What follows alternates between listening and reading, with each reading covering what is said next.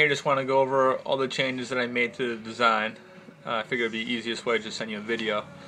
So the rear patio, we pulled it further to the left as you guys requested. Kept it in this kind of a natural kidney shape. Alright, before it used to connect all the way to these steps, so we only have it connecting to these. My suggestion is to remove this existing patio so everything's uniform throughout here. And then also lessen the size of this existing stepping stone patio, so that it's not really competing in size or not too close to the larger entertainment area, which would be this new patio. So you'll notice, oops, one sec. Okay, so you'll notice that that this patio over here would consist of just stepping stones rather than a larger area. Okay. As far as plantings go, I took out the Nicodutzia and I put in an azalea instead. It's a little bit more compact plant, stays short to the ground as well, which is this white plant in here. Over here, we took out the hydrangea and put in white roses as requested. Over here, we took out the larger roses and we put in the drift roses, so this way it's not growing too tall as requested.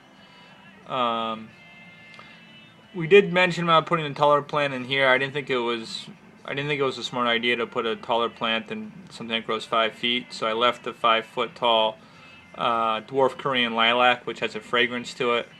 Blooms in the spring. I left that wrapping around the foundation of the house. Okay.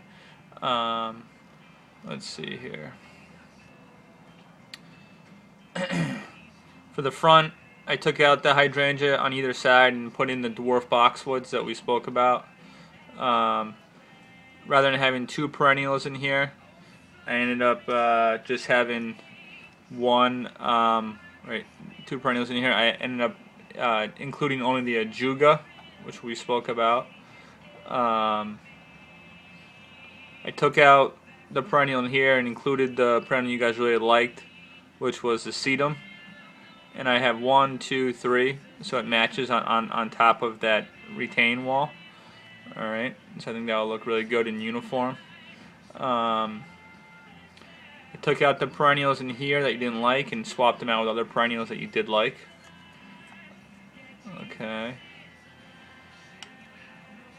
And over here, I removed actually a few grasses in this area and put in more of this purple-leafed dwarf plant called Weigela. I think that'll look better, so I have some here and some here.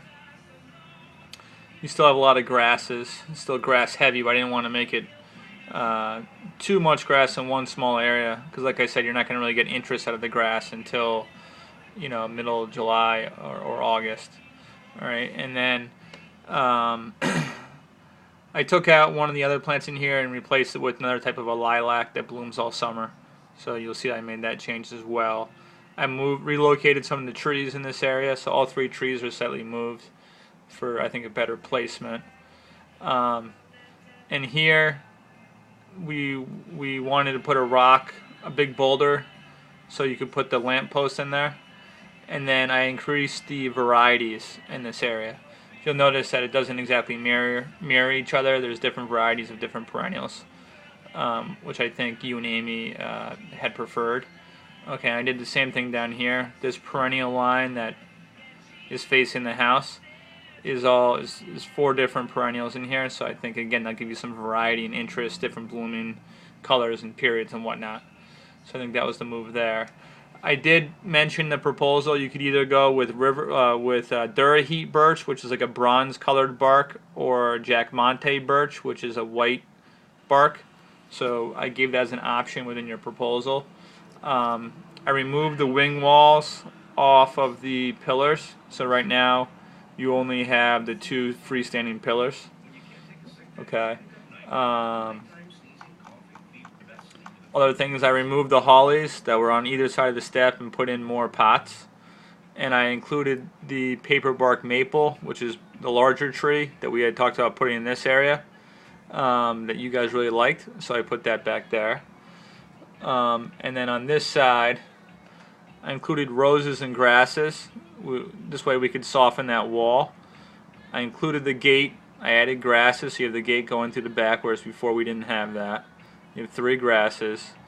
And then as part of the quote, I took a chunk of, call it 35, 40 feet by 8 to 10 foot wide of plant bed space out of here.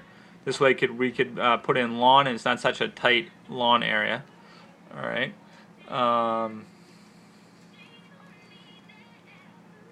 The other thing I did was I narrowed this bed right here where these 3 grasses are.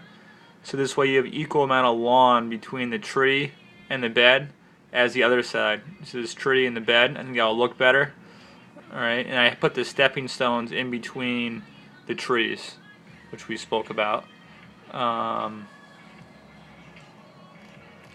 That covers the gist of it. So I'll shoot this over to you and we'll take it from there. Thanks a lot, Ryan.